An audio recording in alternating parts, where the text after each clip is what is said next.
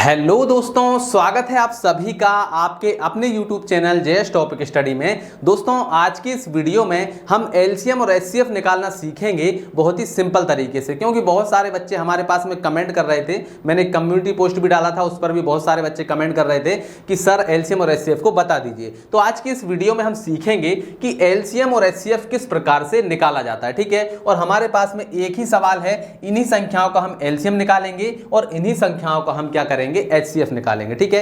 तो सबसे पहले हम निकालते हैं एलसीएम, ठीक है। सबसे पहले हम क्या सीखेंगे, एलसीएम निकालना सीखेंगे, ठीक है। तो हमें देखिए सवाल दिया गया है 15, 30 और 6 का एलसीएम और एचसीएफ क्या होगा, ठीक है। तो चलिए संख्याओं को लिख लेते हैं, क्या क्या संख्याएं हैं।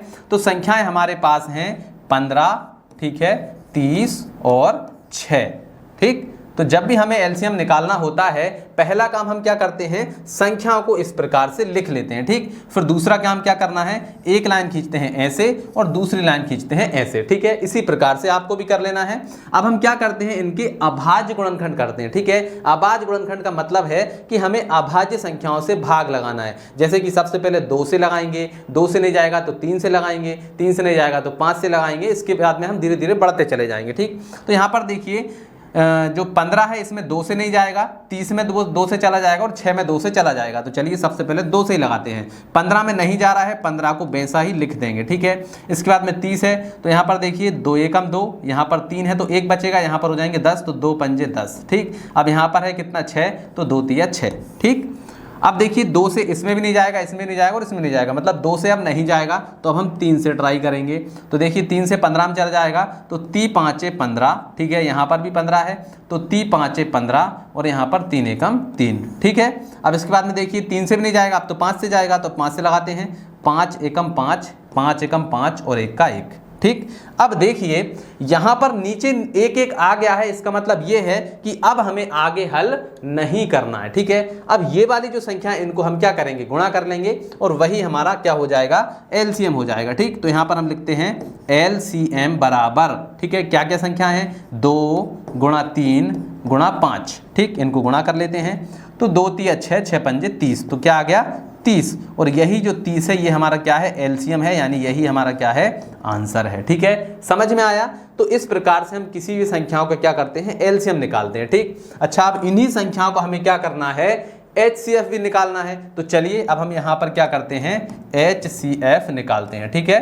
एचसीएफ अब हम निकालते हैं। तो संख्या क्या है, 15, 30 और 6, ठीक। तो यहाँ पर हम संख्याओं को लिखेंगे 15, 30 और 6, ठीक। हमें क्या करना है, इनके गुणनखंड करना है और गुणनखंड करने के बाद में हमें इन संख्याओं के सामने हमें यहाँ पर लिखना है, ठीक। तो चलिए सबसे पहले 15 के गुणनखंड करते हैं। तो 15 को लिखेंगे और इसके गुणनखंड करेंगे। तो 15 में हम काय से भाग लगाएं, देखिए 2 से जाएगा नहीं, 3 से लगाएंगे, ठीक है। 3 से लगाएंगे तो 3 5 15, 5 से लगाएंगे, 5 एकम 5, फिर 1 से लगाएंगे, 1 एकम 1, ठीक है। तो गुणनखंड क्या क्या है, 3 5 और 1। तो यहाँ पर हम लिखेंगे 3 गुणा 5 गुणा 1, ठीक। समझ में आया। 15 के कर लिए। अब 30 के करेंगे, तो यहाँ पर देखिए 30 को लिखेंगे, इसके बाद में करिए 2 से करेंगे, तो यहाँ पर देखिए 2 एकम 2, 2 पंजे 10, फिर 3 से लगाएंगे, 3 5 15, फिर इसके बाद 5 से लगाएंगे, 5 एकम 5, ठीक। तो इसके गुणनखंड क्या क्या हो जाएंगे, देखिए इसके बाद में देखिए 2 गुणा 3 गुणा 5 और गुणा 1, ठीक। चलिए 30 के भी हो गए। अब इसके बाद में हम लगाएंगे 6 के गुणनखंड करेंगे, ठीक है। तो 6 के करिए, 2 तिया 6, 3 एकम 3, तो कितने आए, 2 3 और 1। तो यहाँ पर हम लिखेंगे 2 गुणा 3 गुणा 1, ठीक। सभी के हमने क्या कर लिए हैं, गुणनखंड कर लिए हैं। अब क्या करेंगे, जो इन सभी में कॉमन होगा, ठीक है, इन सभी यानी कि जो 15 है, 30 है, 6 है, इन सभी के जो गुणनखंड हैं इनमें जो भी संख्या कॉमन होगी वही हमारा क्या होगा, एचसीएफ होगा, ठीक। तो देखिए 3 हमारा यहाँ पर भी है, 3 हमारा यहाँ पर भी है और 3 हमारा यहाँ पर भी है, ठीक है। तो हमने 3 को यहाँ पर बाहर निकाल लेंगे, ठीक। अब देखिए 1 यहाँ पर भी है, 1 यहाँ पर भी है, 1 यहाँ पर भी है, तो गुणा में आ जाएगा 1, ठीक है। अब देखिए 2 यहाँ पर है लेकिन यहाँ पर नहीं है, तो 2 को हम नहीं लेंगे। 2 यहाँ पर है लेकिन इसमें नहीं है, मतलब इस 2 को भी नहीं ले सकते। 5 यहाँ पर है, ठीक है, यहाँ पर भी है लेकिन यहाँ पर नहीं है, मतलब 5 को हम नहीं ले सकते। तो 3 गुणा 1 यानी 3 जो है वो हमारा क्या हो जाएगा, HCF हो जाएगा, ठीक है। समझ में आया। तो HCF हम इस प्रकार से निकालते हैं, ठीक। तो आई होप दोस्तों आपको बहुत अच्छे से समझ में आ गया होगा कि किस प्रकार से हम एलसीएम और एचसीएफ निकालते हैं। तो चलिए दोस्तों, आज की इस वीडियो में इतना ही। मिलते हैं अगली वीडियो में, तब तक के लिए जय हिंद, जय भारत।